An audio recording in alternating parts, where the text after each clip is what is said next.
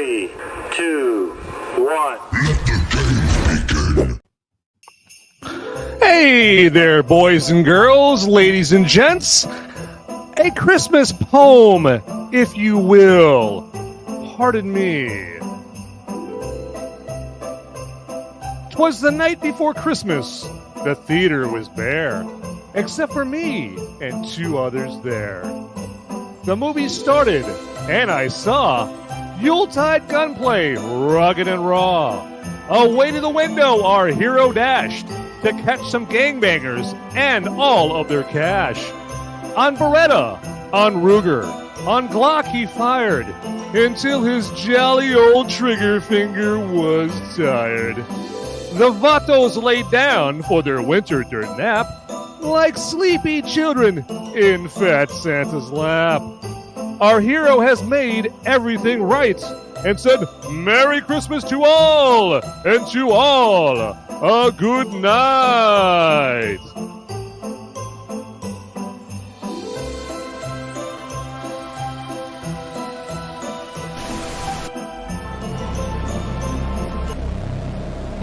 In a world where the number of movies available is great, but many are so bad, you'll learn a new definition of hate.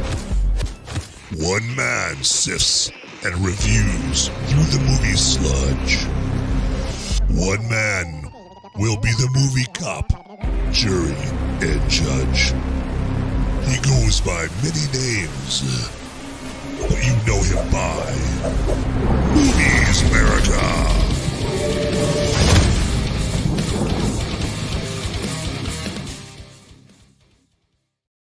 Hey there, everybody. Hey, welcome to Movies America Spoiler Warning, a Silent Night edition of Movies America Spoiler Warning. That's why I wanted to regale you with a heartwarming, a warm and fuzzy Christmas poem there, which I hope that all the little boys and girls around the world enjoyed. Okay, so especially my movie maniacs like that. Yeah, right there. So, and so we're going to talk about Joel Kinnaman, the star of Silent Night and Silent Night, the movie itself.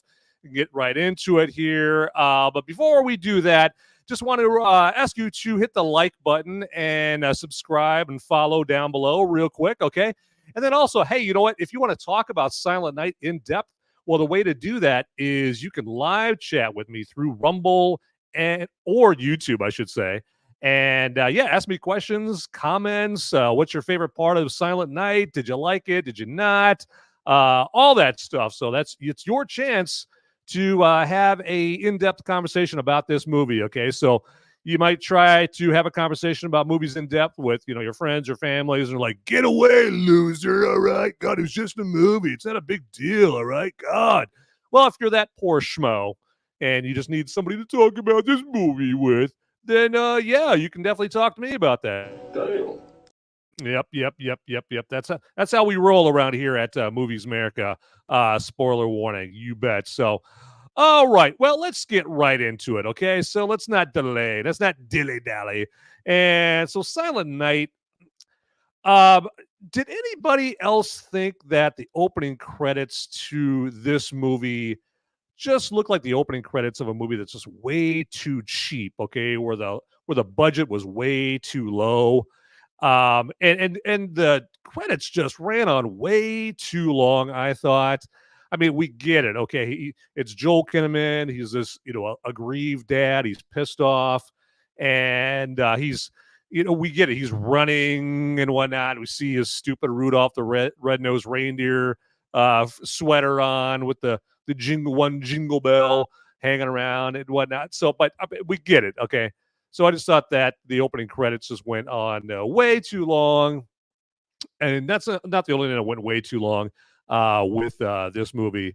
But I just,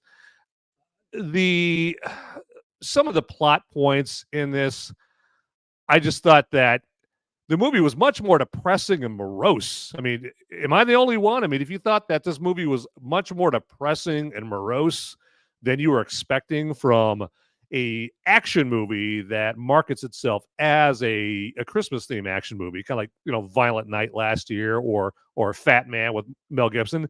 Didn't you think like this movie was just a downer, man? I just like it wasn't quite like, hey, I want to go out and stick my head in a stove and or slit my wrist, kind of depressing, but just far too depressing for the way that this movie was marketed as compared to the other Christmas themed action movies that we've seen. Okay, because I mean, like Violent Night last year with David Harbour, yeah, it was violent as hell, it was brutal, it was bloody, but it was also it was part of this kind of this fun theme, Christmas theme movie where it begs you not to take the movie too seriously. Okay, it's winking at you, and it's fully aware that it's an absurd premise. Okay, you got these these thieves coming in there, these heavily armed thieves coming in trying to rob this rich family, and Santa Claus just happens to show up there, and Santa Claus turns into John Rambo. It's an absurd premise. Okay, and so this movie Silent Night kind of markets itself where it's not supposed to be as goofy or anything like that. You could tell, from the trailers, it's supposed to be more serious than Violent Night. Got a dad grieving over his lost child. Not exactly, in the premise for fun and hilarity. Okay, but it just was but even in saying that, though, I just thought that, yeah, just the sadness and depression of the first 15, 20 minutes of this was just overdone, overcooked. Okay. And I get it. I mean, him and his wife, they're grieving. Okay. They're in anguish. And, their young son tragically has been killed by a stray bullet from all those gunfire from all these gangbangers. I get it. Okay. But you didn't have to just keep languishing. Like they would languish in the anguish. There you go. Take that, Muhammad Ali. Languish in the anguish far too long in this. And I'm not trying to be heartless. I mean, I get it. The plot point is that their little boy was killed. Okay. But you could probably get that point across, in 15 less minutes than it took for them to do it. I mean, keep the plot, people. Keep the action moving along. All right, people. Okay. Because it's just going to get dull and whatnot. And you're just going to, the whole time, you're going to just be, no, God, please, no. We're still on this grieving thing. Oh my God. Are you kidding me? Oh my God. This movie is definitely going. She's gone from suck to blow. Yes. So just, we get it. Move on, move along. We got things to do, people. Okay. We got an action movie to get along with, okay? And because the audience is starting to get sleepy. Can we get it? How many, is this, what is this, the 47th flashback to the little boy? Okay, so, yeah, I mean, move it along, people. Move it along. Now, and I think that the plotting pace and the wasted empty scenes in this are probably just a byproduct of the fact that John Woo just didn't have this big budget that he had at his fingertips back in the 90s. I mean he directed Mission Impossible 2, okay? So, I mean, you can imagine the budget that he had for Mission Impossible 2 compared to this CW TV movie of the week, thing that we just saw here in Silent Night. And it also doesn't help that Kinnaman isn't exactly the most emotive of actors, specifically referring to his lack of a facial expression palette. Okay. I mean, his facial expressions are just bland and whatnot. I mean, I like Joel Kinnaman in some stuff. I mean, I liked him in The Suicide Squad as Rick Flag, and he had an interesting part opposite of Kevin Spacey. We're not supposed to say Kevin Spacey. Sorry. Opposite Kevin Spacey in House of Cards. He played like a governor or senator or some congressman or something like that in House of Cards. He was, somewhat entertaining in that role right there. But other than that, I mean, Kinnaman is just oatmeal, just plain oatmeal. Okay, to me. So that doesn't help him with his facial features, because in his role he can't talk. Okay, he got shot in the larynx. He's got no voice box anymore, so he's got to express himself with his facial expressions. And Joel Kinnaman just doesn't have that ability. Okay, so but let me get a little drink here, real quick here, because I could feel like a little sore throat coming on. So I'm gonna try to stave that off.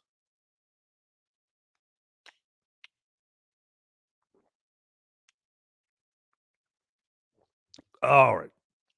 Thanks for bearing with me, everybody. Yep.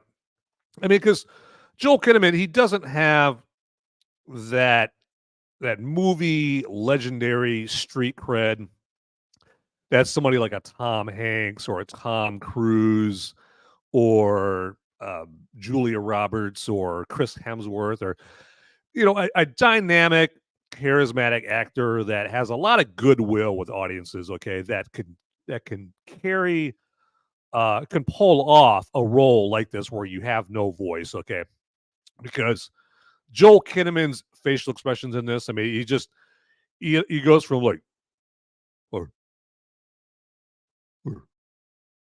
I mean, just bland facial expressions, just totally vanilla, not entertaining whatsoever, and it's just not very charismatic.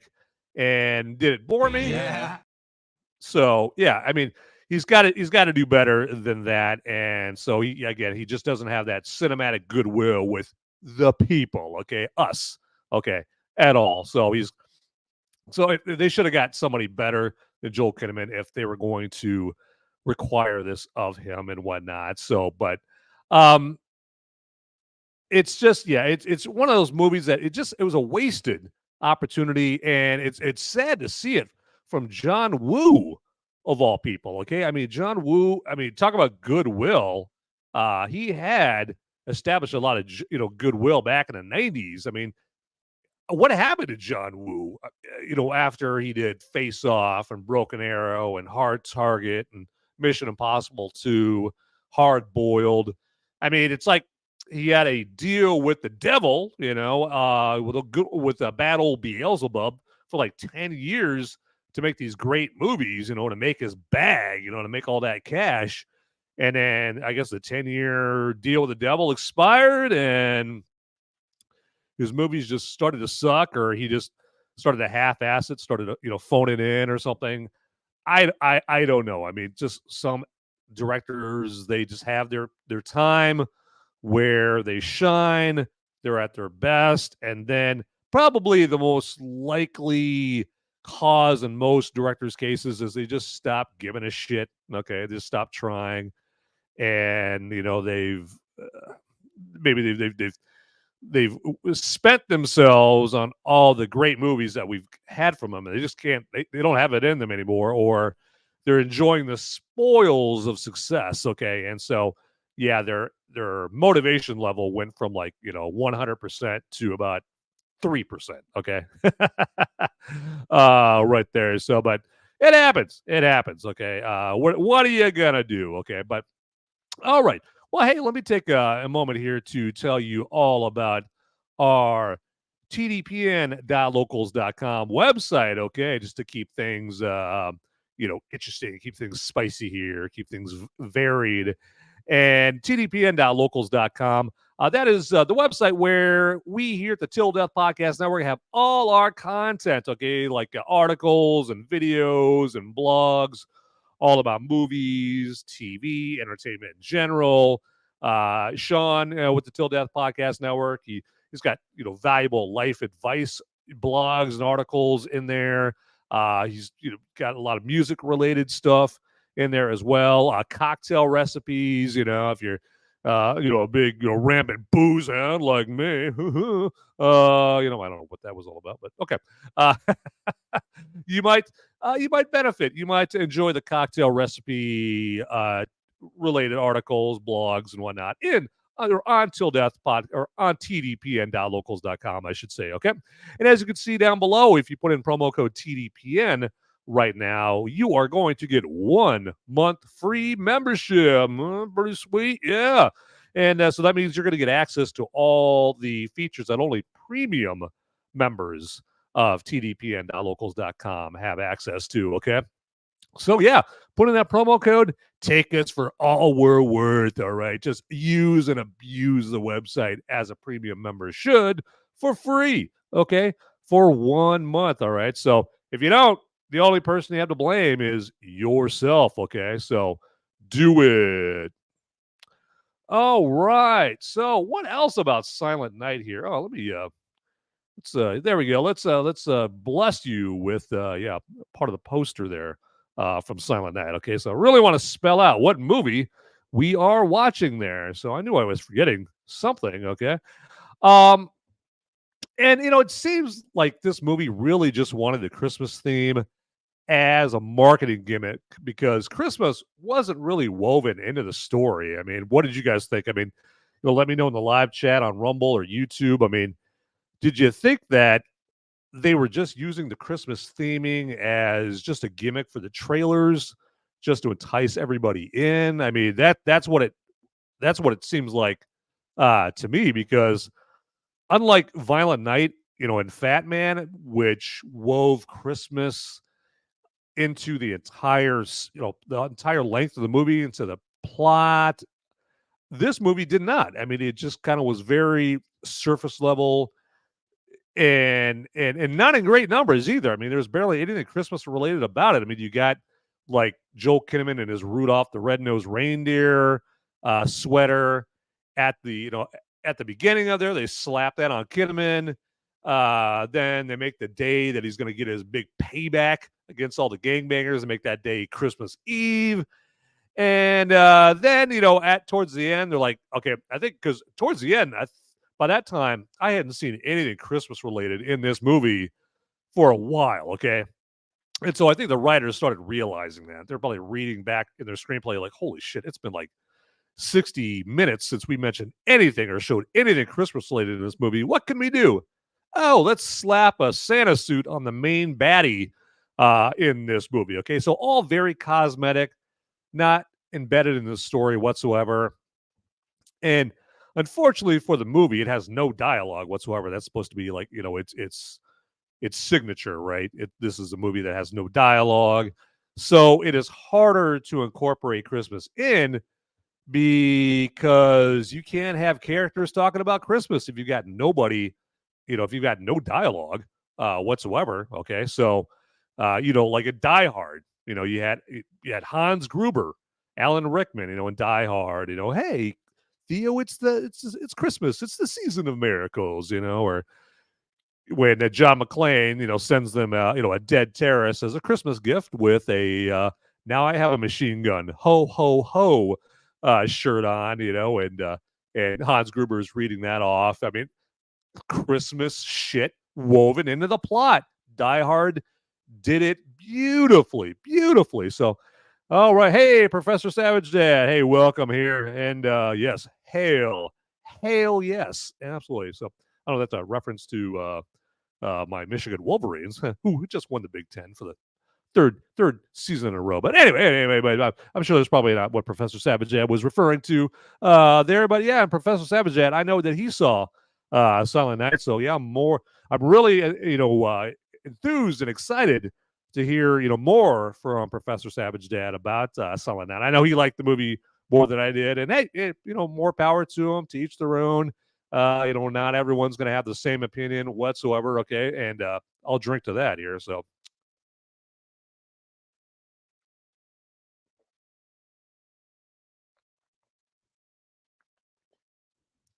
Oh yeah, I had to take a long tug off that drink right there because yeah, I definitely feel the sore throat coming again. I know I like the last few episodes, all I've been doing is bitching about a sore throat. So, but just can't get over this here. I'm gonna have to start drinking some tea.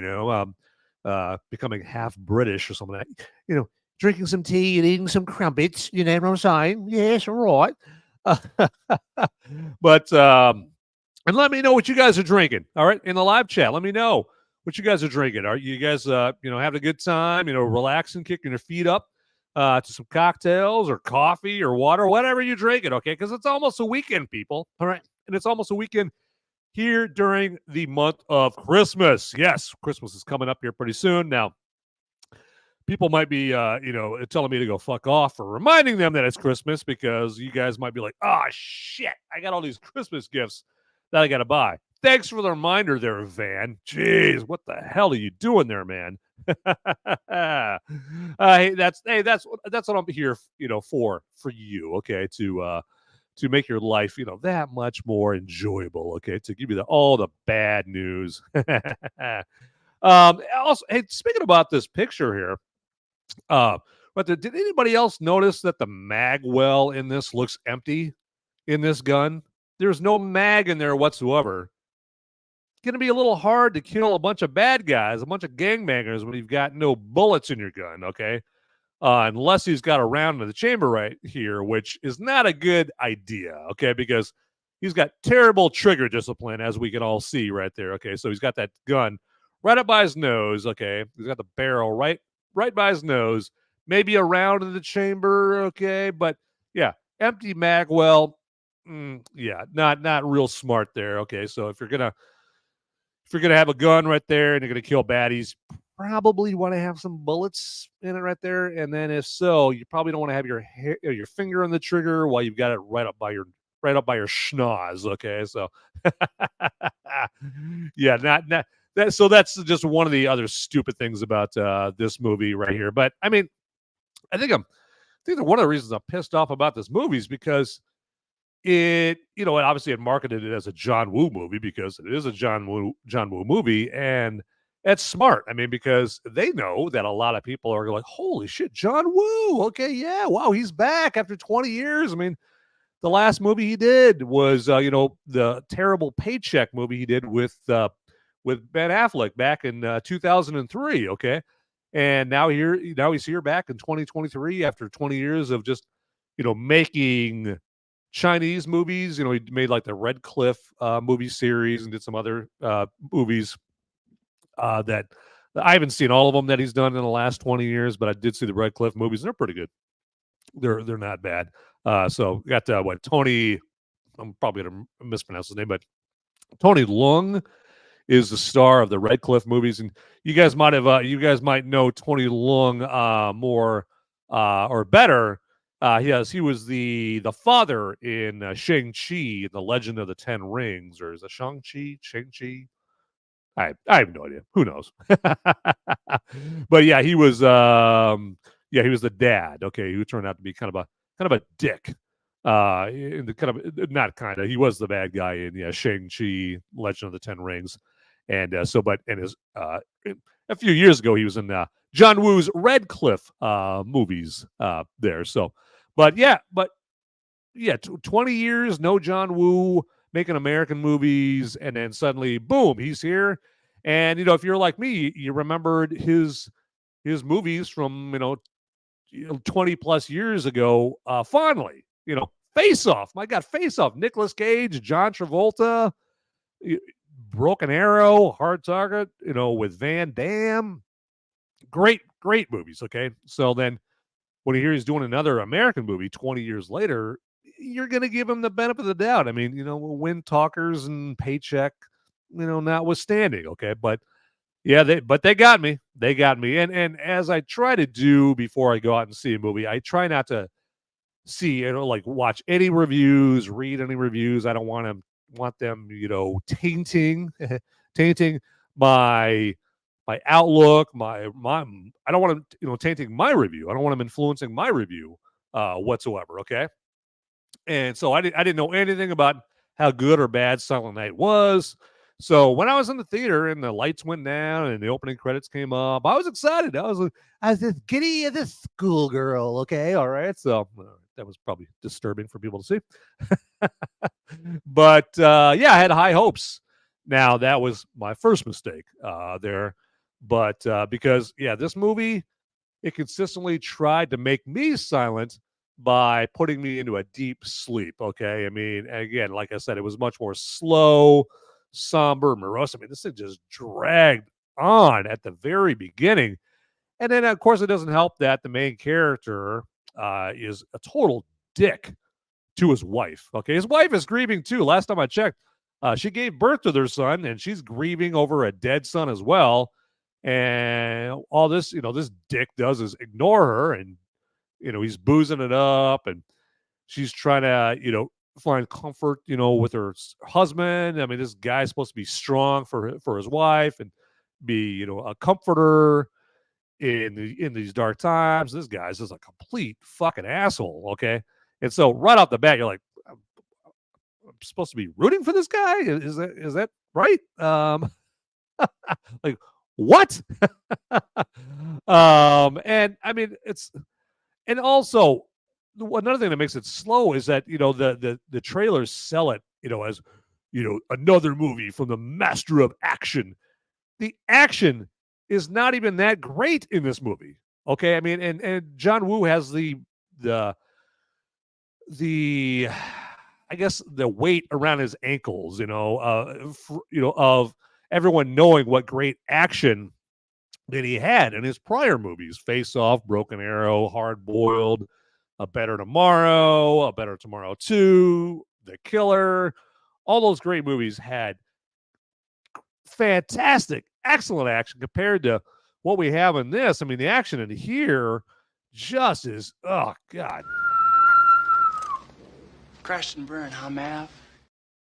I mean, this is, again, I mentioned it earlier, like it's like a CW TV movie level of action or quality of action, okay?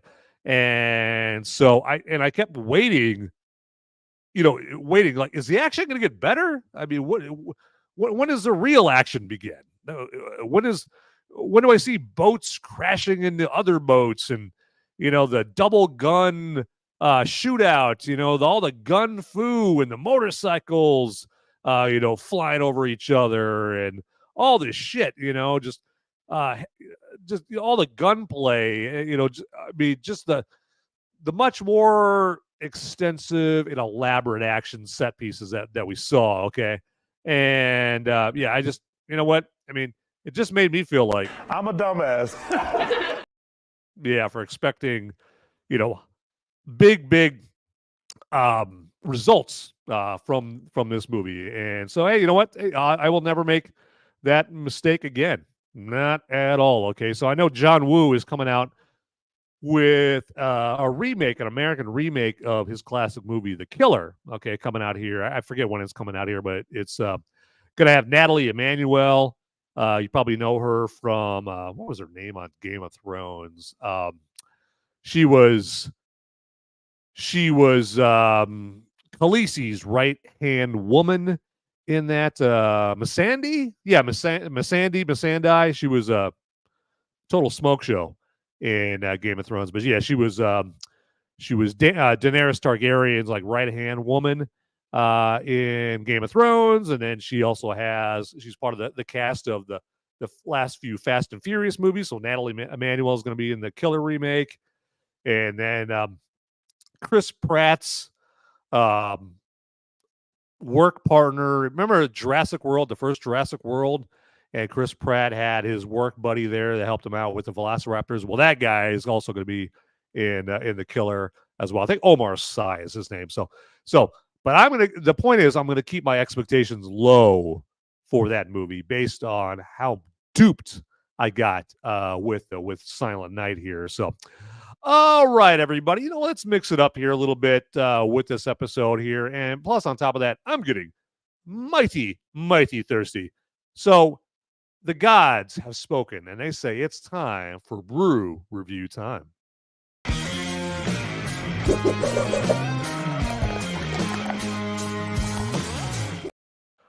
All right, everybody, let's get rid of old Joel Kinnaman right there. Okay, and introduce you to a good friend of mine. We've got Brewery Omegang, everything naughty. Let's get that up there. Can you guys see that? Can you guys see that? There we go. Yes, everything naughty right there. And yeah, that is like a white chocolate imperial blonde chocolate, or white chocolate imperial blonde stout. Okay, so no, not sexual chocolate. No, it's imperial chocolate or white chocolate.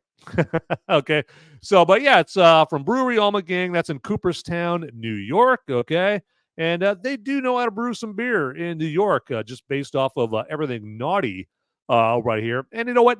Since this was supposed to be a Christmas themed movie, okay, I thought it was only appropriate to bust out the naughty beer just for you guys, okay, here for brew review time, okay?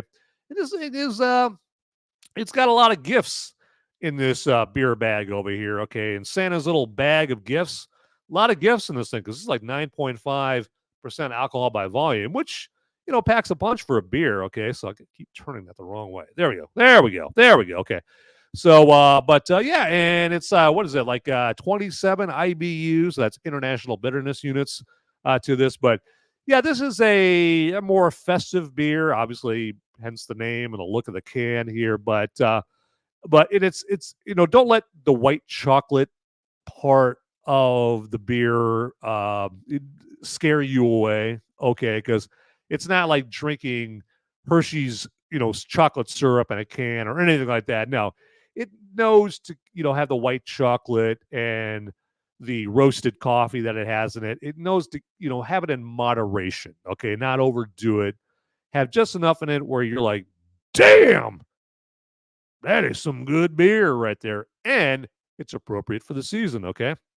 But, yeah, so it's not too sweet, very velvety, very smooth. Yes, absolutely. And I'm already burping here from haven't even drink the beer yet. I'm already burping, okay?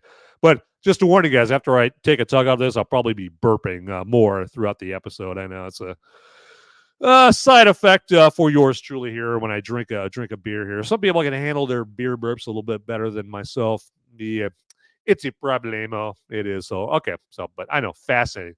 Very fascinating. But let me get a drink off this bad boy here. This everything naughty.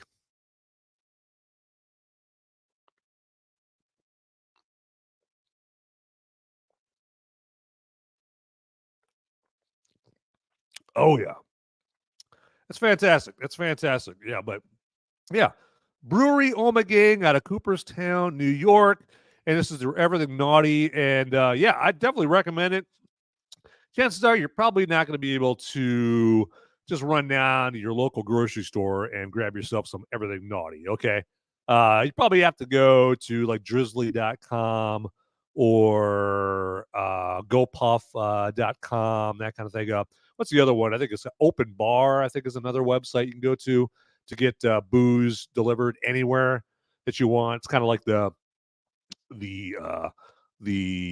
what is it, like any kind of your food apps and that kind of thing. DoorDash, kind of the DoorDash of booze, I guess, right there. But yeah, and that's what I love about those apps. I'm not getting any money from any of those apps or anything like that, or any of those websites. I'm not getting any money from this brewery, any of the breweries that I review beer for, because I'm not that big time quite yet. Okay, all right, not yet. But with your peoples, what the fuck is that?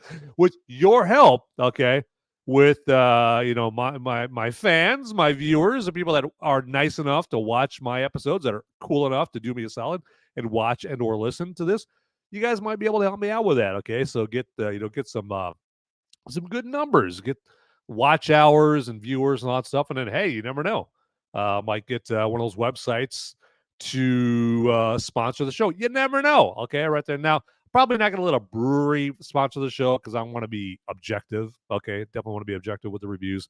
But I'm sure right now you're like, that's totally fascinating there, Van. So yes, I can take a hint. We're going to move on. But that has been brew review time.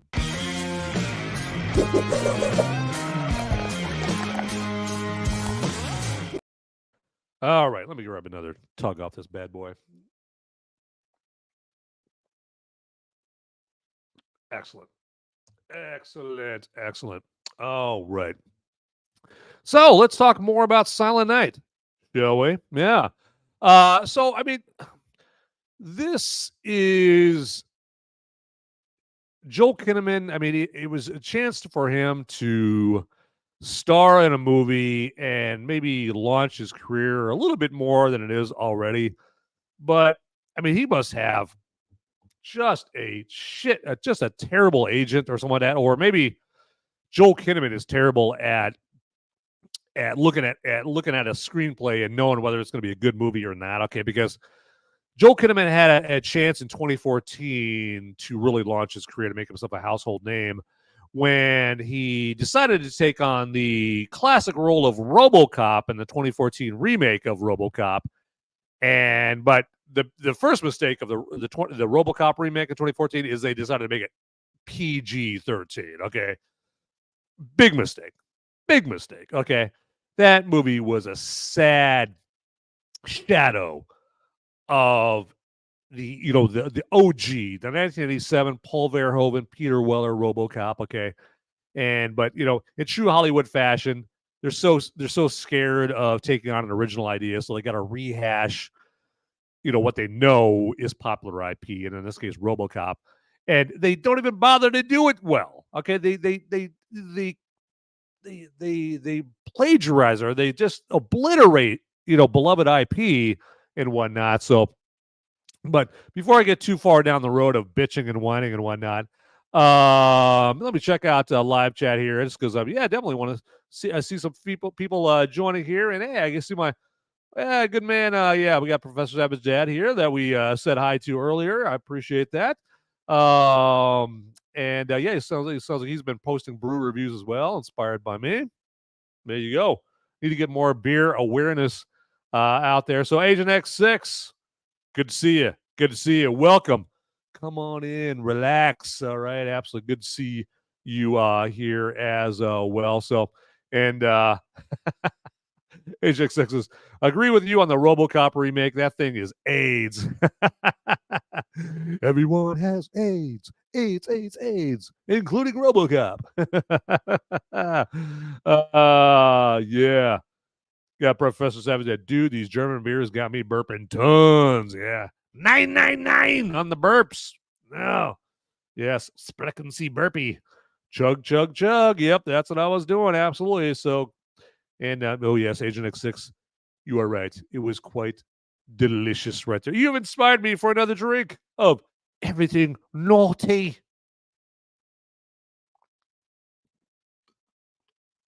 Good shit. Good shit. Professor Edges, it was kind of meh. And Professor Sabbath also, Dread did the revisiting and IP so much better. Hell yeah.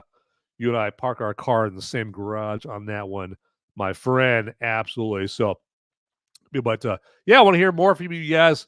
If you guys got anything to say about Silent Night and whatnot, by all means, that would be fantastic. So, and they mentioned Dread, and I have a Dread episode you guys could check out here. I've got a Dread spoiler-free review that came out not too long ago, a few episodes back, and then a Dread Dread Movies America spoiler warning.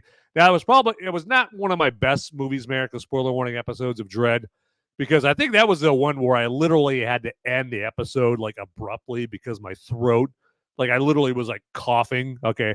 I thought I was going to cough my pancreas out live on Movies America spoiler warning for all of you to have to suffer through, or maybe enjoy, depending on how cold-blooded you are. But I literally was like, oh my God, here come the internal organs on my throat. So I was like, in order to avoid that, I better cut the episode early. Okay. So unless that might be entertaining for you. So if you guys want to see that shit show, definitely check out the Dread edition, the Dread episode of Movies America spoiler warning for that. But I would much rather have you watch the spoiler free review of Dread there, which sounds a little weird because Dread came out 2011, 2012. There's another burp. There we go. Classy all the way. You bet. All right. Where were we? Oh, Joel Kinnaman. Yeah, sucking as RoboCop. So yeah, I get it. They probably paid him this biggest paycheck ever for RoboCop, but there's some things that are more important than money. Okay, look at Johnny Depp. Okay, early in his career, they were offering him roles left and right that he would have made a shitload of more money than he made. Okay, but he kind of went more of the artistic route. Okay. And his career has taken off. It's blossomed. Johnny Depp's career, that is, okay. And his life is rosy, okay. When he doesn't have Amber Heard shitting in his bed, okay. But the point is, Joel Kinnaman, I suspect maybe he forgot there's more important things than money, and he chose the RoboCop script. Okay, there, but yeah, he just hasn't really hit pay dirt, as somebody who's trying to be, a leading man and try to get those roles that make the big dollars, the big moolah. Okay, but he was good, in like another thing he was good in that I didn't mention before was the Netflix series Altered Carbon. He was in season 1 of Altered Carbon, so he's pretty good in that. But for most of the stuff that Joel Kinnaman's in, including Silent Night, just very dull. All right, so very dull. Okay, there. But all right, you know what? It's time for me to do you guys a solid. Okay, all right, because if you're like me, you like to have a good time, right? I know I'm weird like that. I like to have fun. I like to laugh. I like to have a good time. I'm very, very weird like that. I know I'm sure that's a rare thing. Most people don't like that. But hey, if you happen to be like me, if you're one of those rare specimens that like to have a good time, a lot of people like to do it via booze. Okay, something like that, right? Okay, and so there's a chance you might have a few too many of everything naughty. You might be too naughty and you have too many everything naughties. And so, in case you do that and you want to avoid a hangover from doing that, well, hey, get yourself some Nature Clear, everybody. Some Nature Clear is going to be your best friend, okay? It's going to be your lifeline to avoid a hangover from, maybe overdoing it. Not that I would ever do that. I would never overdo it. Okay, I'm totally always responsible, always on top of my game, all right, and always doing the right thing. Anyway, and so I would never need Nature Clear, but in case you do, we've got Nature Clear recovery butter right there. Okay, I think I'm holding that up. Yeah, right side up. There we go. So Nature Clear, what is it? Okay, well it's recovery powder that all you have to do is just pour this into a bottle of water, so 12 ounces of water, a regular bottle of water. Okay. And you just drink it before you go out for the evening or wherever you're going to go. Okay. Maybe you're going to the beer patio, the beer garden during the day, and you're just be pounding a bunch of Kolsch's, a bunch of porters, a bunch of stouts. Maybe if you're Professor Savage Dad, too many cosmopolitans. Kidding, Professor Savage Dad. Kidding, love you. So that's probably more my speed. So if you're going to drink too many, whatever drinks, okay, and you don't want to have to worry about a hangover, get yourself, I don't know how many times I keep shaking this thing. Okay, get yourself some Nature Clear, all right? And you don't have to worry about that. I'm going to put that down because I keep shaking. I'm like a freaking, like, having a seizure over here. So, just take that before you go out. But, hey, you know what? If you forget, what is that? Put that thumbs up. I don't know what I'm doing with that. If you go out and you realize, oh shit, I'm like 27 tequila shots in and I forgot to take my Nature Clear, have no fear. Just take it when you get home, my good man, my good ladies. Okay, don't worry. Take it easy on yourself. Okay, and so just remember that after you crawl out of the Uber, because don't drink and drive. After you crawl out of the Uber and you crawl, into your house, crawl to your pantry and grab. Let me redo it. Crawl to your pantry and grab your Nature Clear and then take it right before you crash onto your futon. There you go. All right. So you're good to go. All right. And it also helps you recover. This is like the worst live read ever. Okay. And I'm not even live reading, as you could probably tell. I'm just riffing this. Okay. Obviously. But yeah, it also helps you recover from smoking and vaping. Okay, so Nature Clear, get you some. All right. Nature Clear, Nature Clear, Nature Clear, Nature Clear, Nature Clear, Nature Clear, Nature Clear. All right, I don't know why I keep saying that. Let's check out the live chat. And what do we got? Do we have a Pooh Monkey appearance in Mikasa? Pooh Monkey! What's up, Pooh Monkey? What's going on there? Yeah, all right. So, and welcome to the show. All right. And Professor Savage Dad he's got a vodka cranberry. Is my girliest. That sounds delicious. I mean, that sounds terrible. That sounds terrible. Yeah, I would never drink that. Yeah. All right. Vodka cranberry. What is it? Your period? All right. So, what do we got next on the docket here? So, oh yeah, more Silent Night. More Silent Night. So much Silent Night to talk to, okay? And I think one of the things that really spelled out to me that this movie was so low budget, or at least the people that were involved with it were just kind of phoning it in, is the soundtrack. The soundtrack was just so generic, so bland. And like I said in my spoiler-free review, it sounded like the composer just took a compilation of like royalty-free action music from YouTube, okay? It just slapped it, okay, on this movie, okay? And the soundtrack was done by Marco Beltrami, okay? He's a well-known and respected Hollywood composer. Pardon me. Marco Beltrami, he did Ford v Ferrari, okay? I'm sure you guys have heard of Ford v Ferrari. Logan, okay? He also did the music for A Quiet Place. I mean, these are not little student films, okay? These are big-budget, critically acclaimed movies, and particularly Ford v Ferrari was a great soundtrack by Marco Beltrami, and he did the soundtrack to Silent Night. What the fuck was he thinking? Okay, he just seems like he just phoned it in, and again, like I said, he just used like royalty-free YouTube music on this. Okay, so, but I guess you know what, they can't all be winners in this, but you know, maybe one of the things that about John Woo, and you know, maybe he just didn't really worry about the soundtrack too much, but obviously he did though, because he got Marco Beltrami. But one thing about his 80s and 90s movies is his 80s and 90s Chinese movies, I should say. He was famous for like taking the soundtracks to other movies and using it as his own. I can't remember which one of his Chinese movies he did this on, but he used like James Horner's score from Red Heat. Remember the Arnold Schwarzenegger, James Belushi movie, Red Heat from like 1988? He took James Horner's music from Red Heat, used it like on one of his movies. He took what was it?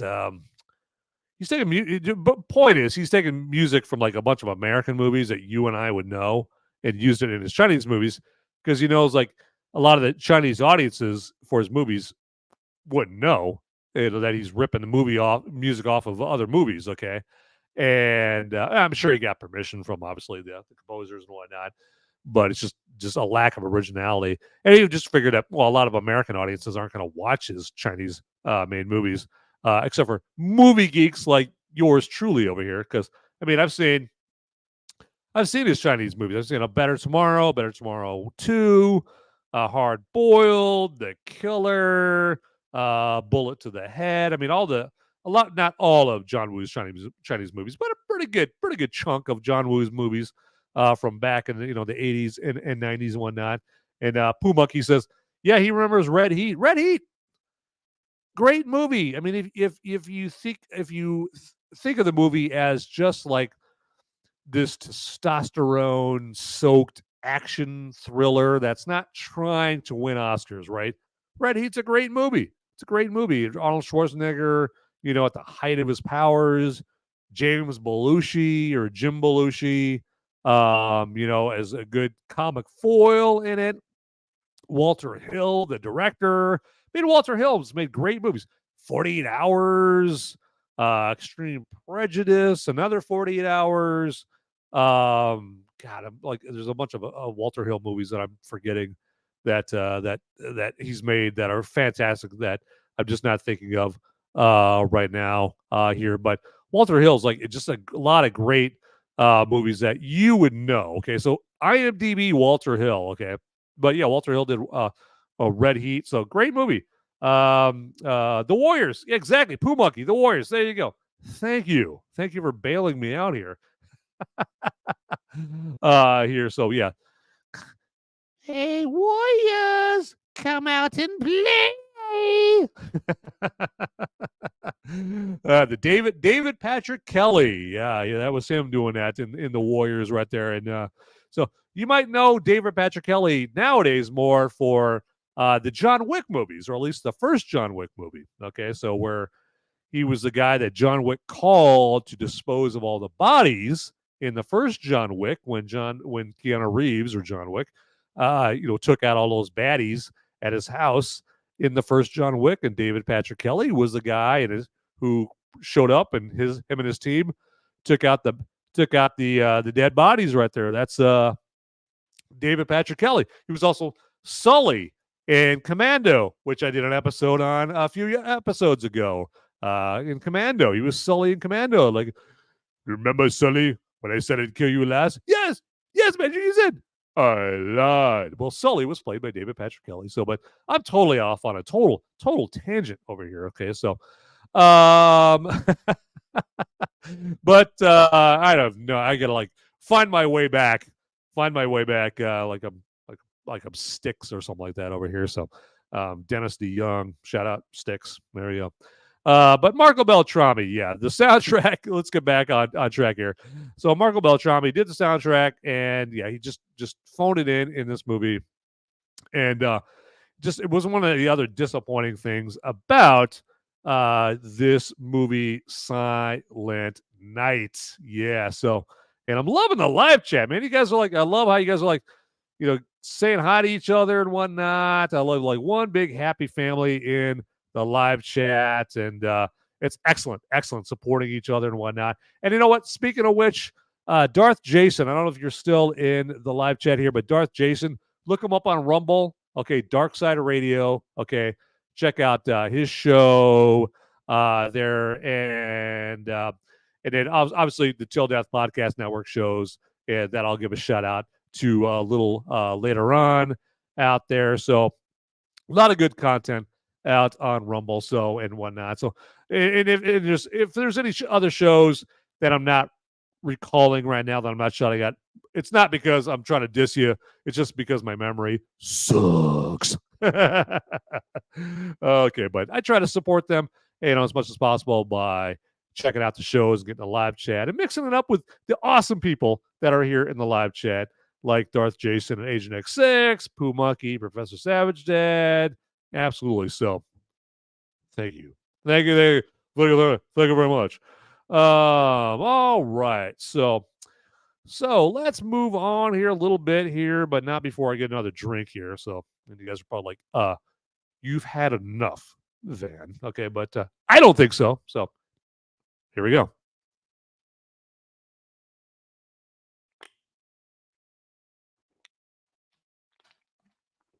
Oh yeah, very good. Oh, just thought of another show. We Are the Show, Dean's show on Rumble. Check out We Are the Show out there. Absolutely. So, all right. So, I think it's time. I think it's about that time, everybody. I think it's about that time for my favorite part of every episode. Okay. And that is the movie Military Moment, people. Yes. And if this is your very first Movies America spoiler warning episode that you've ever watched, of course you may be wondering, what the hell is the movie Military Moment? Well, I shall tell you, boys and girls. That is where I, yours truly, humbly, take a few minutes to honor a recipient of the Congressional Medal of Honor. Okay.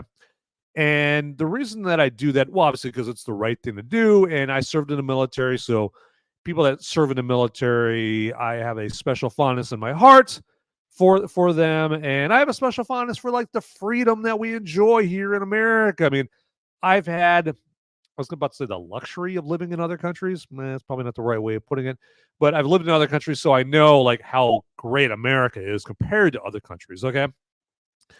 And so you don't really appreciate what we have here in America until you live in other countries, depending on the country you live in.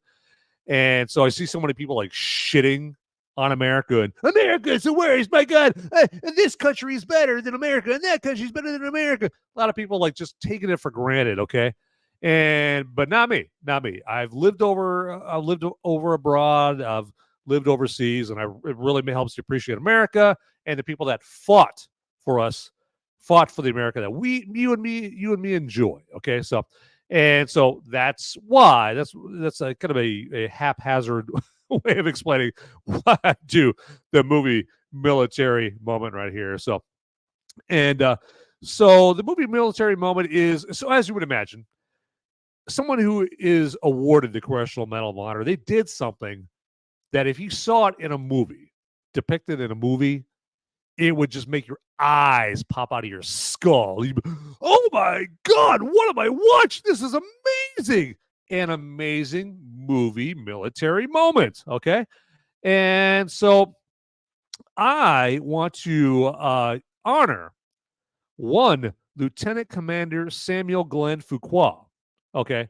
And the reason that I picked Lieutenant Commander Fuqua is because, as you guys know, today is the anniversary of one of the darkest days in our nation's history, the Japanese surprise attack on our forces at Pearl Harbor, Hawaii.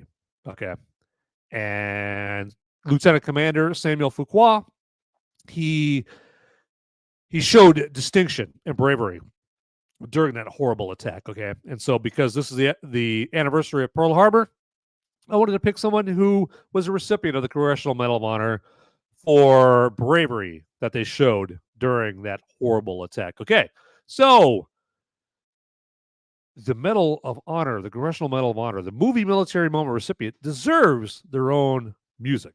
And so I shall fulfill that obligation. So here we go.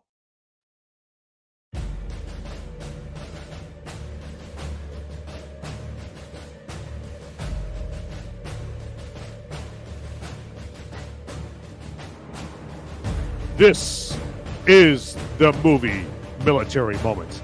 And in this movie military moment episode, I honor and we show reverence to one Lieutenant Commander Samuel Glenn Fuqua, who showed distinction during the surprise attack on Pearl Harbor. And let's learn more about one Lieutenant Commander Fuqua. For distinguished conduct in action, outstanding heroism, and utter disregard of his own safety above and beyond the call of duty during the attack on the fleet at Pearl Harbor by Japanese forces on 7 December 1941. Upon the commencement of the attack, Lieutenant Commander Fuqua rushed to the quarterdeck of the USS Arizona, to which he was attached, where he was stunned and knocked down by the explosion of a large bomb which hit the quarterdeck, penetrated several decks, and started a severe fire. Upon regaining consciousness, he began to direct the fighting of the fire and the rescue of the wounded and injured personnel. Almost immediately, there was a tremendous explosion forward, which made the ship appear to rise out of the water, shudder, and settle down by the bow rapidly. The whole forward part of the ship was enveloped in flames, which were spreading rapidly, and wounded and burned men were pouring out of the ship to the quarterdeck. Despite these conditions, his harrowing experience in severe enemy bombing and strafing at the time, Lieutenant Commander Fuqua continued to direct the fighting of the fires in order to check them while the wounded and burned could be taken from the ship, and supervise the rescue of these men in such an amazingly calm and cool manner, and with such excellent judgment that it inspired everyone who saw him and undoubtedly resulted in the saving of many lives. After realizing the ship could not be saved and that he was a senior surviving officer aboard, he directed it to be abandoned, but continued to remain on the quarterdeck and directed abandoning ship and rescue of personnel until satisfied that all personnel that could be had been saved, after which he left the ship with the boatload. The conduct of Lieutenant Commander Fuqua was not only in keeping with the highest traditions of the naval service, but characterizes him as an outstanding leader of men. And we here at Movies America Spoiler Warning Headquarters, we salute you, Lieutenant Commander Fuqua. And that has been the movie military moments for this episode. Again, we salute you. All right. Man, that just gets me fired up, baby. Gets me fired up. Does it got you guys fired up? Because I'm fucking fired up right now. So fired up. Hey, we got Salty Mega Matt here in the hizzy. Salty Mega Matt, welcome. Absolutely, there, and he's getting greeted. Yes, absolutely, here in the episode. So, all right, and you know what? Hey, let me just take a minute here, okay, to you know what? Hey, beg for money. Okay, maybe not so much. But just to remind you that, hey, you know what? If you are so inclined, if you want to show me a little financial love, okay, that is where you can hit that old $sign down there in the live chat, all right, in Rumble. And, you know, give me what's called a Rumble rant, okay? You can get on there and you can donate $1 or $2 or $3 or whatever you decide that you would like to, you know, donate to show me a little financial love if you do enjoy the show. Now, I ask that you don't do that unless you honestly enjoy the show, then I'm actually providing some entertainment for you, okay? Because that's really what I want, okay? And hey, Unfolding Joker, welcome. And yes, I am feeling better. I'm feeling better. I appreciate the mention of that there. I appreciate that. So yeah, I've still got a little bit of a sore throat here, and you know what? That reminds me. Let me get a drink here. So, but here's to you, Unfolding Joker. I'm like, where's my camera? Here's to you.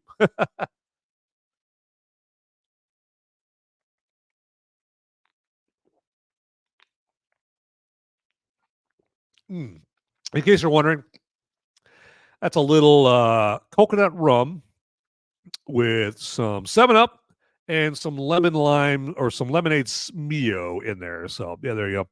So I'm like kind of doing the cocktail thing and doing the everything naughty. Okay, so I got a nice little armada of booze going over here. So not only am I keeping my sore, my sore throat liquidated and hydrated, I'm doing it through my good buddy booze here. So yes. But yes, welcome everybody to the live chat. And again, hey, if you guys have any thoughts on Silent Night or any John Woo movie, movie, or anything like that, or hey, you know what, anything that comes to your mind that you want me to address, by all means. Now, if you're like, if you live chat, like, can I deduct my fishing pole on my 1040? I'm getting my taxes done. Like, probably not going to be able to help you out with that. Or I've got this lump on my nutsack. Should I go to? I mean, not that kind of shit. All right, I'm not going to be able to any help to you on that stuff right there. So, movie stuff. Okay. All right. So enough of that right there. Asian X6. Give me some tax write-offs. I know. In this dark time of Bidenomics, we all need as many extra dollars as we possibly can get. Absolutely, right there. All right. Let's do this. One of the things that I like to do with every episode is the top 5 of something, right? Okay. And so with this episode will be no exception to that. And so my top 5 for this week, since we're doing John Woo movies, is top 5 John Woo movies. I know. Who saw that coming? I know. Totally unexpected. Top 5 John Woo movies.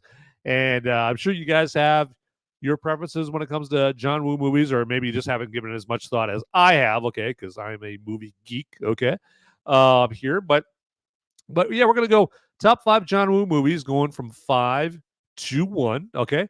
And as I'm going through my list, I'm sure, and I wouldn't blame you, I mean, that's the American way that Lieutenant Commander Fuqua fought for. It's the American way. You have the freedom to go like, what the fuck are you thinking, Van? How is that number 3? How is that number 1? What the hell? So I encourage it. So in the live chat, when I'm going through this list, let me have it. Do your worst. As I'm going through my list, you're like, what the how the fuck is that movie even in your top 5? I want to hear that shit. All right, so let's get into it. Without further ado, starting from number 5. What could number 5 be? Woo! Mission Impossible 2. Yeah, with this little known actor named Tommy Cruise. Yeah, Tommy Cruise here. John Woo.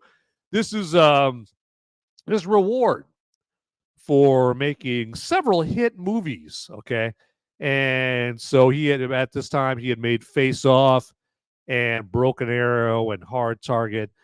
He was known in 2000 when Mission Impossible 2 was released.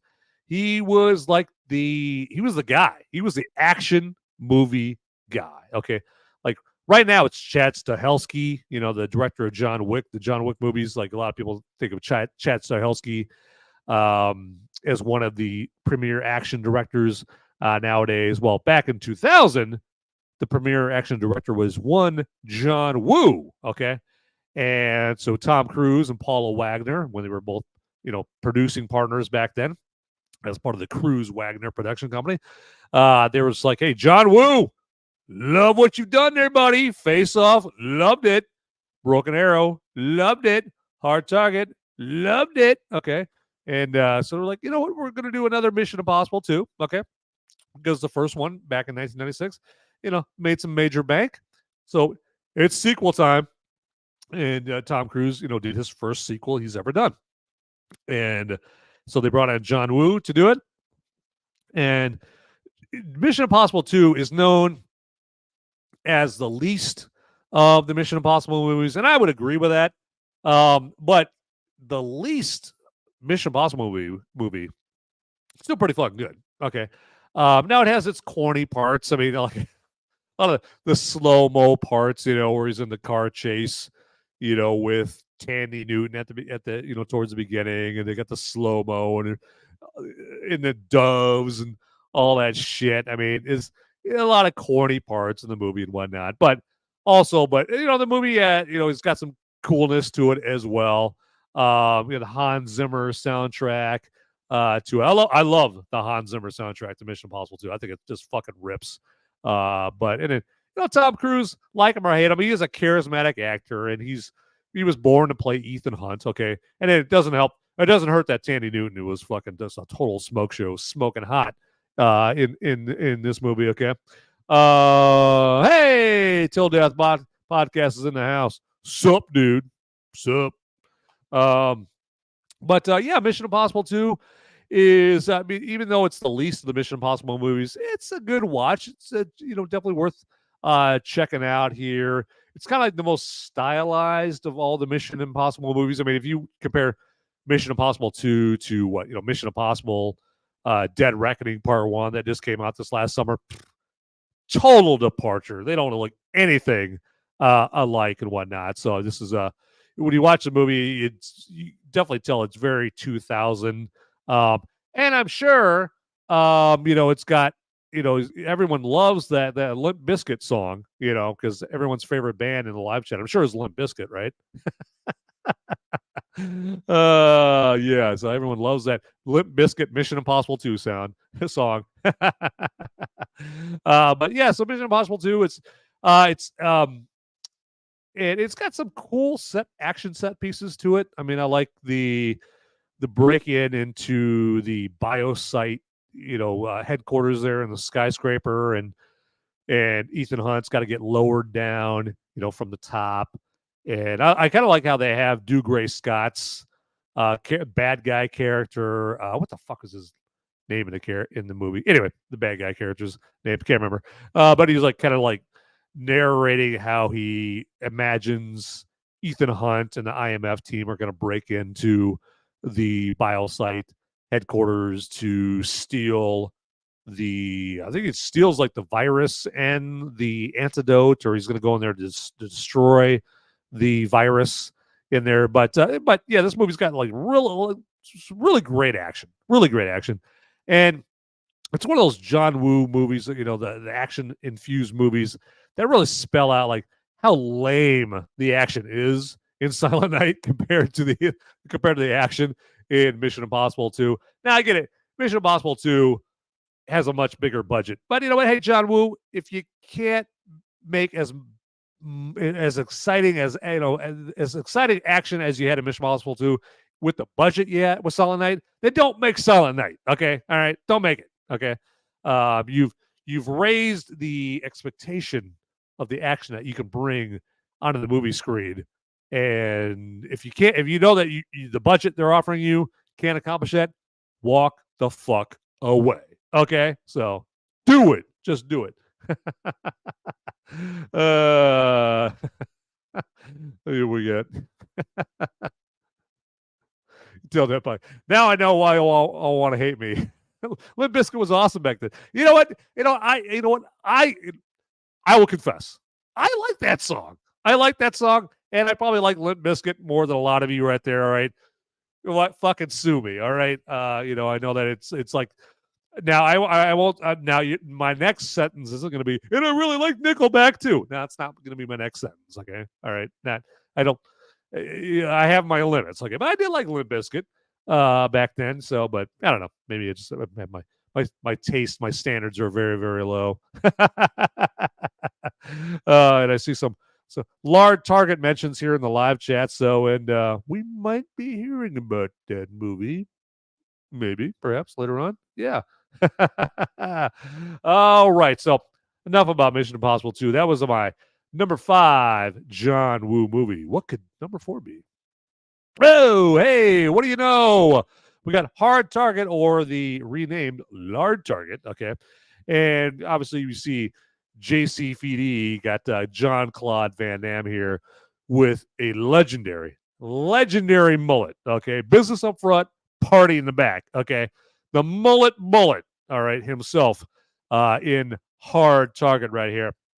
And this is John Woo's American debut, and he brought it. He fucking brought it, okay? And I will admit, this was my introduction to John Woo. I didn't see any of his Chinese movies until after I saw Hard Target, and the action in Hard Target I demanded of myself that I was going to watch any John Woo movie that came out before Hard Target that I could get my fucking hands on. Okay, because the action in this was just so distinctive, so different than what I'd seen in any other action movie. Okay, up to this point. Okay, because the way he stages action scenes, it's just so kinetic and frenetic. I mean, just the way he angles his camera, and he has guys like leaping left and right, defying the laws of physics and shit like that. And obviously, it's movie only kind of action, right? In real life,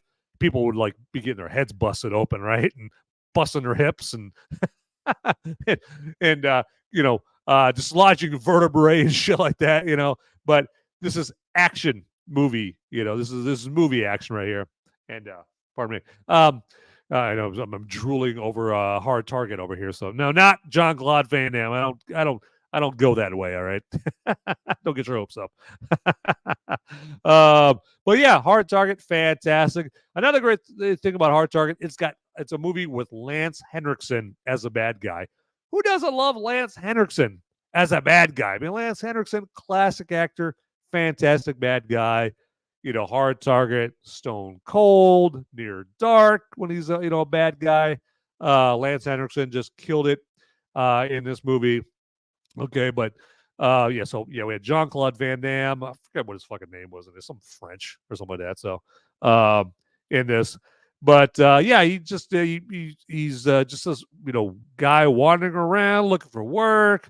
And chance would have it, he runs into this young woman that is looking for her dad. Is her who turned out to be homeless, and he basically, through helping out this woman, turns out, hey, he stumbles upon this scheme where Lance Henriksen's main baddie arranges for rich guys to hunt the most dangerous game, man. Okay. Kind of like the movie Surviving the Game with Ice-T. Okay. And so Jean-Claude Van Damme, ends up protecting this young woman. Man, what the fuck is the actress's name? I can't remember. Anyway, I'm not going to bore you guys with trying to remember her name.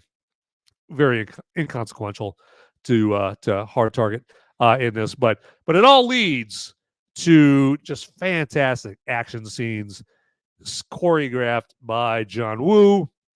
And This is back when Jean-Claude Van Damme still had it. He was at the height of his powers in this.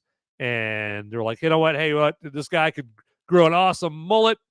Jean-Claude Van Damme, you're going to be a hard target right there. So Yancey Butler, thank you, Pooh Monkey. So Yancey Butler played the young woman in this right there. And it had Wilfred Brimley, okay, fresh off his oatmeal commercials in this as well. Hilariously, Cajun accent. I'm Wilfred Brimley, and I got diabetes. Trying to do his Cajun accent. I guess he's gonna have some croissants with his oatmeal. But Hard Target, yeah, fantastic movie. It's it's got some corny moments, and I mean that's the thing about John Woo movies. He loves slow mo, and he loves what some may consider overly dramatic moments and whatnot. But as long as you go into the John Woo movie, not taking it too seriously and just watching it for some good eye candy, just some good action, some good spectacle for the eyeballs, you're good to go. You're good to go. Okay, absolutely. So, all right. So let's check out live chat here and make sure everything's good to go there. Yep. Well, it looks like everyone's getting to know everybody and commiserating and all that good stuff. All right. So that was number 4, which should take us to number 3. What could that be? Oh, hey, Broken Arrow. Broken Arrow, yes. The first of the John Woo movies starring John Travolta. And obviously you see Christian Slater in there as well. And so since Hard Target made some decent bank, they're just like, hey, we're gonna give you a even higher budget for your next movie there, John Woo. And this came out 3 years after Hard Target came out, and obviously he got even more stars to work with in this. And of course, John Travolta was hot off of his resurgence number 23 right after he was in Pulp Fiction and Get Shorty the year before this. Okay, I mean, what actor more than John Travolta has had more comebacks than John Travolta? I mean, my God. Okay. Hey, well, glad you could join us there, Salty Maga Matt. I just saw you there in the live chat right there, and he's getting some good churching going in, but I appreciate you showing some support, so appreciate that. So God bless you there in church right there. So Till Death Podcast, Broken Arrow is rad. You got it. Absolutely. This thing is fucking gnarly. Okay.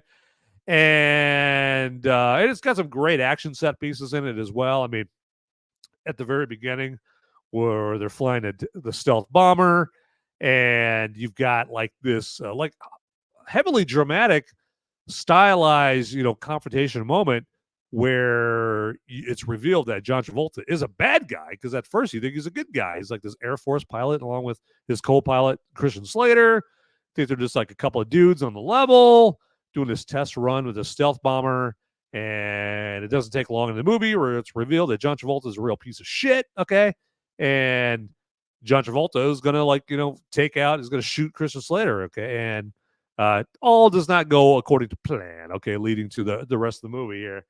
And so you get a lot of great action set pieces in this, and you just get like some really great slow-mo action scenes, and you get a reunion with Christian Slater and Samantha Mathis. Okay, Samantha Mathis played like the deputy that he teams up with that Christian Slater teams up with, and they're a reunion between Christian Slater and Samantha Mathis after they were in Pump Up the Volume a few years before Broken Arrow. Okay, but you get some great character actors in here. You get Kurtwood Smith. He plays like this government agent. Of course, I knew Kurtwood Smith as Clarence Boddicker from RoboCop. Okay. A lot of you guys might know him more as Red from That 70s Show. Dumbass from the 70s Show. Red from That 70s Show. Kurtwood Smith. Okay. You had Frank Wally. And you had, who was his name? Delroy Lindo, played like an Air Force officer in there. Yeah, Pumagi. Clarence, yes. Clarence Worley got Christian Slater in this here a few years after he was in True Romance. Yes, Clarence Worley.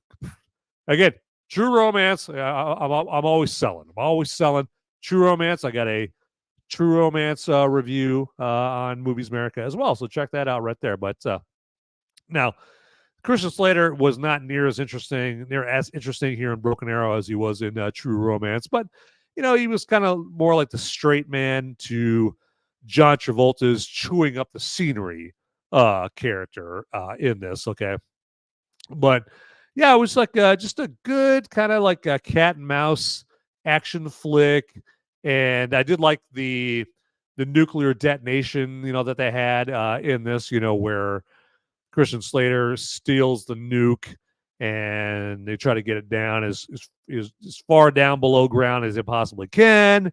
And that's the whole thing. Like John Travolta's character is trying to blackmail the U.S. government by, threatening to detonate these nukes, major metropolitan area. And Christian Slater's like, hey, I'm responsible for those nukes and I'm responsible for anybody that might, perish at the hands of those nukes being detonated. Takes his job very seriously. And yeah, just this deadly cat and mouse game ensues. And it's totally unlike any John Woo movie that you've seen before this. That's why I was surprised when I saw it, because obviously I was well aware that John Woo directed this movie. So when I saw Broken Arrow, I was like, this is a great fucking movie. Fucking great movie. Exciting as hell, but this is not like anything that John Woo has ever done before. But hey, that's all good. That's all good. So moving on here, because time is wasting. Hey, let me reward myself for yapping so much with a little drink.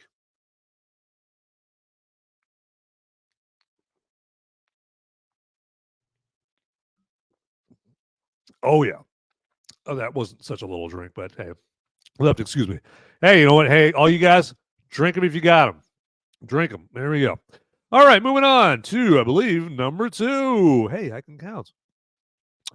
Yes, here we got one of John Woo's Chinese movie, Hard Boiled. Now, this is probably the least seen movie in this list from everyone that's watching right now or will watch this episode later on. Hard Boiled.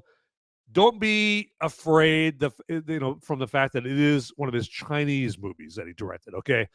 Because it's got subtitles and I think there's a dubbed version of it, okay? But your eyes will be too busy popping out of your head for you to even give a fuck about the subtitles or the dubbing or anything like that from all the great bloody gun violence, all the great action set pieces in this.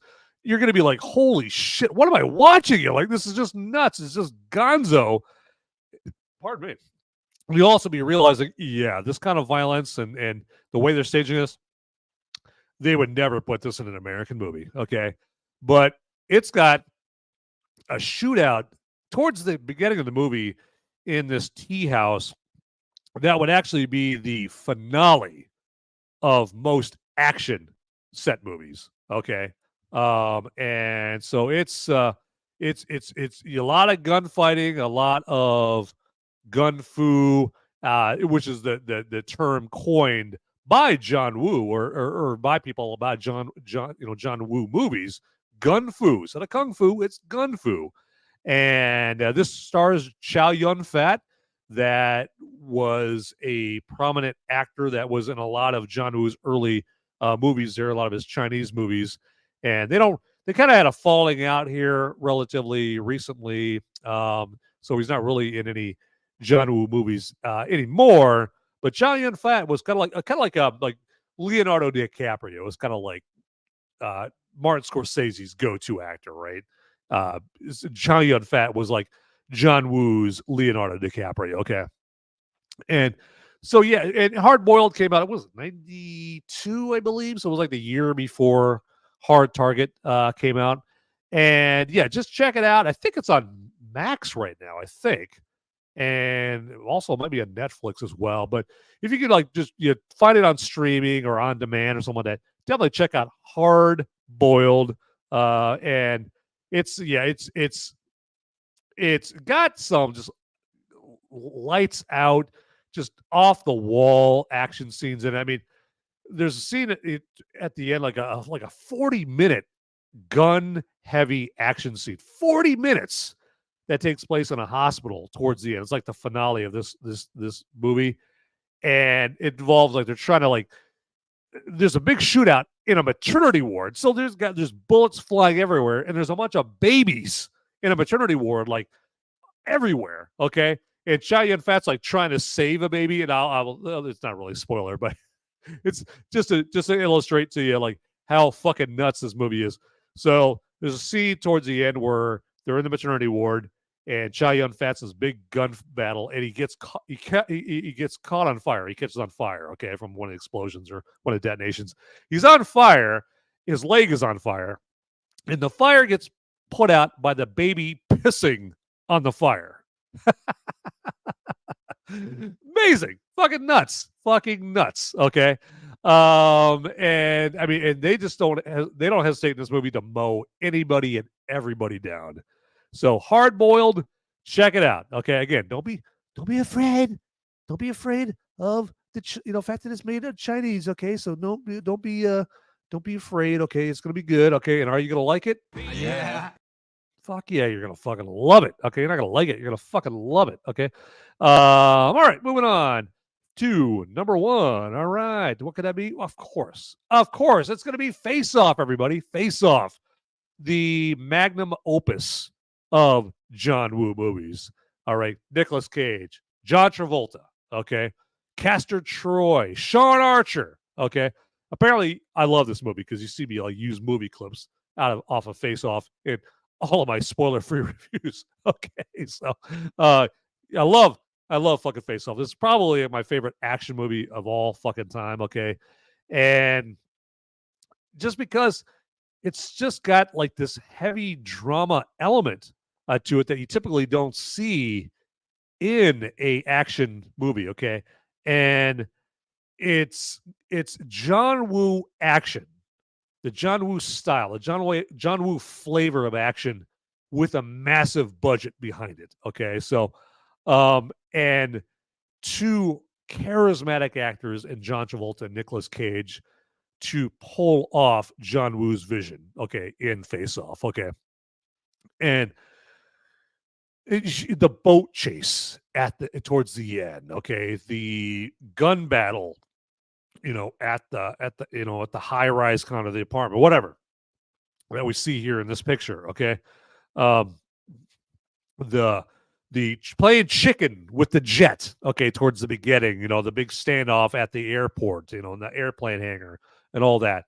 Just so many great scenes, so much great action in this. Nicolas Cage just being Nicolas Cage to the fucking max in this. Okay. Great humor. I mean, this movie's funny as fuck. Okay. And just the twists and the turns in this. John Travolta, having to act like he would imagine Nicolas Cage would act. Nicolas Cage having to portray how John Travolta's Sean Archer character would act. Phenomenal. Fucking phenomenal. I mean, it's a absurd premise, the switching of the faces and all that, of course, okay?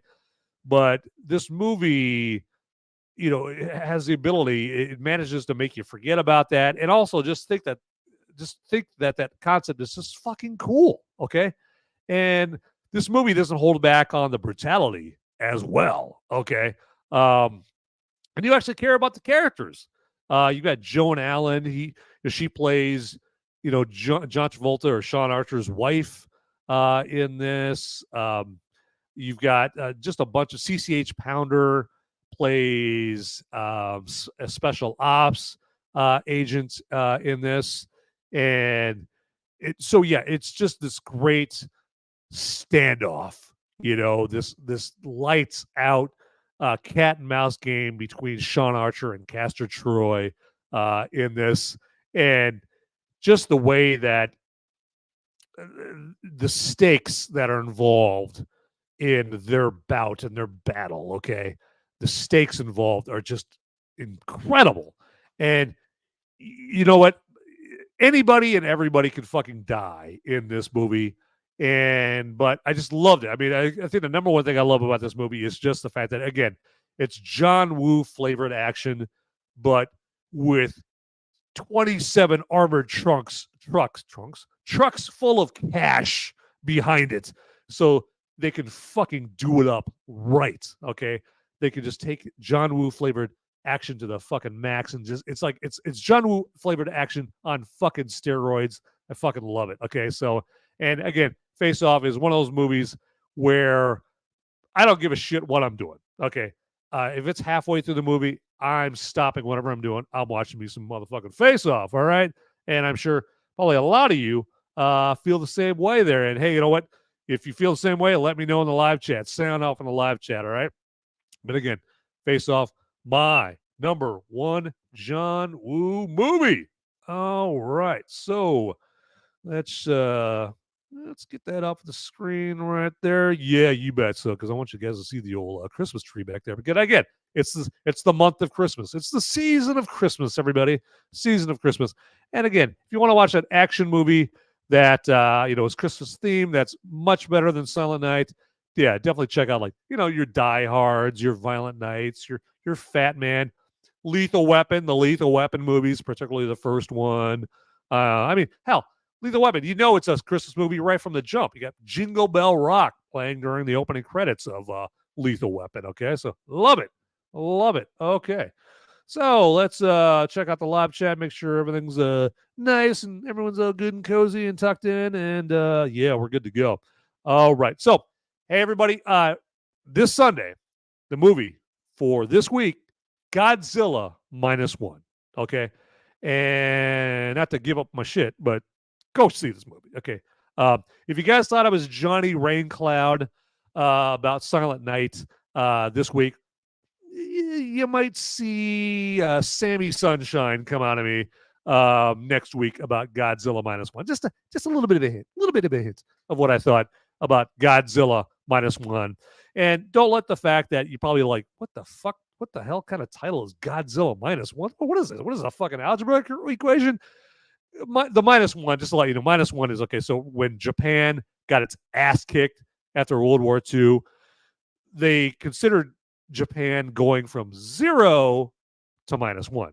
Because I mean, if your country got nuked twice on top of getting air raided left and right so your country was completely fucking devastated, yeah, you'd probably call it going from 0 to -1. Okay, that's the -1 of the title in Godzilla -1. Okay. And don't be afraid that it's a Japanese-made movie. Okay, don't be afraid. It's got subtitles. Okay, but you know what? The movie's so fucking good that you're gonna ignore the fact that it's got subtitles. Okay, it's not even gonna occur to you. Okay, so again, obviously I'm giving up I'm giving up my shit. I'm giving up what my basically review is going to be this Sunday. But my review this Sunday is going to go more in depth.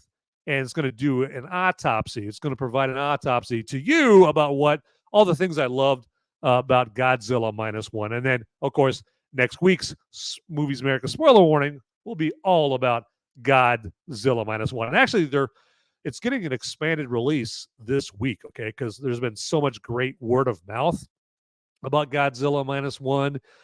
If you're on Film Twitter or Film X, you've probably heard of Godzilla -1. And so because of that, movie theater owners have heard the call. They are hearkening the call, and they are releasing Godzilla -1 in a lot more theaters this weekend. So definitely check it out here. What do we got? Tard with a hard R. Love the username there. Love it. Samuel L. Jackson. All right, there you go. Samuel L. Jackson. Hey, who doesn't love Samuel L. Jackson? Okay, right there. So appreciate you showing up here. Appreciate the support. But yeah, so Godzilla -1 this week. Go check it out here, because I'd love to discuss that movie with you guys next week. All right, so let's wrap up this show, everybody. Shall we? Yes, let's definitely do that here. And let's get the party started with www.moviesmerica.com. That's where you can go check out my audio-only versions of my spoiler-free reviews that come out on Sunday. Now, I'll be honest, the audio-only versions usually don't come out until like Tuesday or Wednesday because I usually forget to upload it. So, again, another reason to watch Movies America, okay, on Rumble and YouTube. Really do it on Rumble because Rumble is better than YouTube.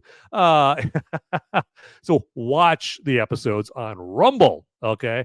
But you know what? If you're kind of lame and you want to watch, just listen to the audio-only versions, moviesmerica.com or Apple Podcasts, Google Podcasts, all the podcast apps have it as well. All right, and I'm also on X or Instagram Instagram, and I'm also on Gab at Movies America. Check me out there. If you follow me, I follow you. Simple as that. If I think you're cool, which everybody in the live chat, I think you're cool. And if you have any friends, which I'm sure you do, you recommend them, I'm sure I'll think they're cool as well. tdpn.locals.com. Yes, I told you guys about that a little earlier, so I'm not going to go over that too much. But yeah, check that website out with all our great content. And our merch store. Check out our merch store to get all kinds of Till Death Podcast Network merch, phone cases, phone cases, T-shirts, anything you can imagine. Probably going to be in our merch store. And the merch store link is down in the description. Okay, so Christmas is coming along with Kwanzaa and Hanukkah. So 'tis the season of giving. So get yourself some Till Death Podcast Network merch. All right, and then at Till Death Network /solo.to/Till Death Pod Network.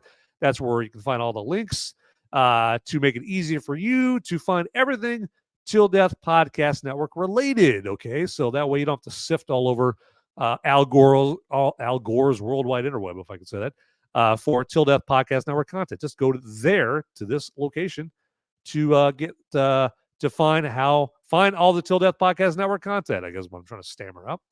All right, and then solo.to/Till Death Studios. If you want to get into the content creation game, or maybe you're in the content creation game like myself and Sean and the rest of the Till Death Podcast Network team Sketchy Jesus, Till Death Podcast. If you want to get into the same game we're in and you want to have all kinds of cool visual flair, like the overlay up at the top or the intro that you saw earlier, go to solo.to/Till Death Studios, and my man Ian will hook you up, okay, with great flair for your content there. So it only enhances it, it only makes it better, okay. And then solo.to/I'm Sean Cav.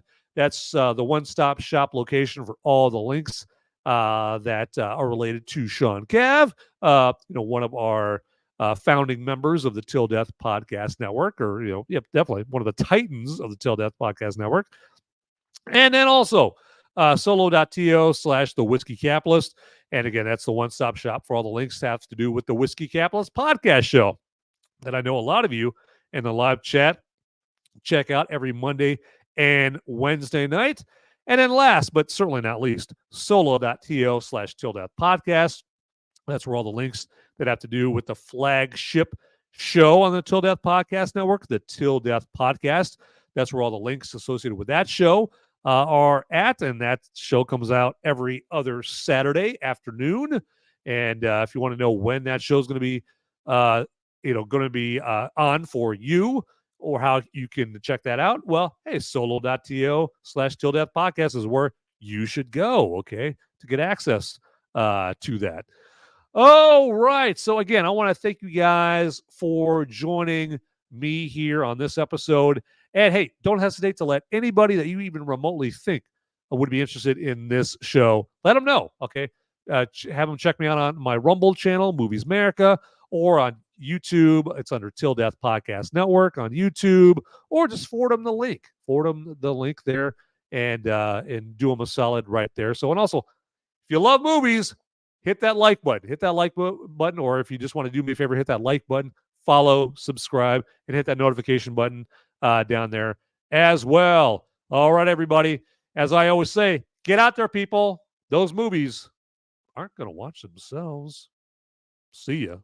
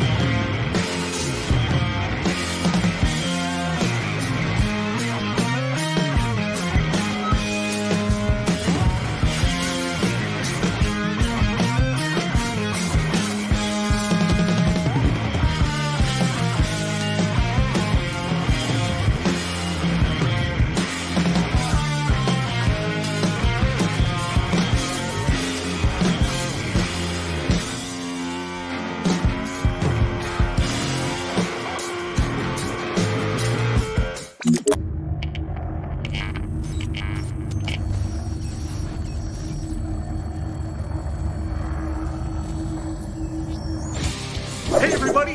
Hey! I got the police after me. They're coming after me, okay? But I got just enough time to ask you. Just like this video, if you would, and then subscribe to this channel, okay? I'm gonna be in handcuffs pretty soon. I gotta tell you. And so, before they haul me off, make sure you watch these videos over here, okay? And thanks for watching this video and the Till Death Podcast Network, okay? I gotta go.